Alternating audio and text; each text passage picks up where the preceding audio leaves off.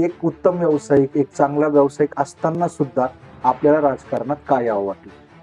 सध्याची चांदवडची जी परिस्थिती बघितली ना, एक साधारण 5 वर्ष प्रशासक काळ आणि त्याच्या आधी 5 वर्ष एक नगरसेवक, नगराध्यक्षांचा काळ. याच्यात खरंच विकास झाला का? तर नाही झाला. तुम्ही आज बघा रोड सगळे तोडून मोडून ठेवलेले आहेत.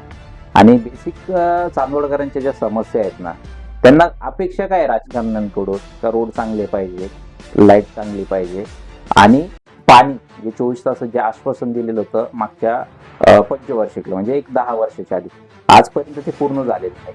आणि तुमच्या माध्यमातून मला सांगायला आवडेल, आपण ज्या गोष्टी बोलतोय इथं समजा या 3 गोष्टी, या सोडून पण बऱ्याचशा गोष्टी ज्या आपण करू शकतोय समाजासाठी. काही उमेदवार आहेत तर ते सांगतील की नाना निपार खूप चांगली संकल्पना आहे त्यांची. तर मला सांगायला आवडेल आपली इथं आहे 50 ओपन स्पेस चांदवडच्या याच्यामध्ये. तर चांदवडमध्ये आजपर्यंत कधीही गार्डन झाले नाही. ही वेगळी गोष्ट आहे की 5 ते 10 वर्षाचा कालखंड झालेला आपल्या नगर परिषद स्थापन होऊन. अशा बऱ्याचशा गोष्टी आपण करू शकणार आहे. प्रत्येक कॉलनीमध्ये आपण कॅमेरे वगैरे लावण्याची गरज आहे. सध्या चोऱ्यांचं प्रमाण खूप जास्त आहे. आता आपण पडतो मिडलला, नाशिक पासून पण 64 किलोमीटर, 36 किलोमीटर मालेगाव पासून, मनमाड पासून 21-22 किलोमीटर. आपण मध्यवर्ती ठिकाणी असून चांगली बाजारपेठ आहे आपल्याला. पण ज्या पद्धतीने आपला विकास व्हायला पाहिजे होता चांदवडचा, तो आतापर्यंत काही झालेला नाही.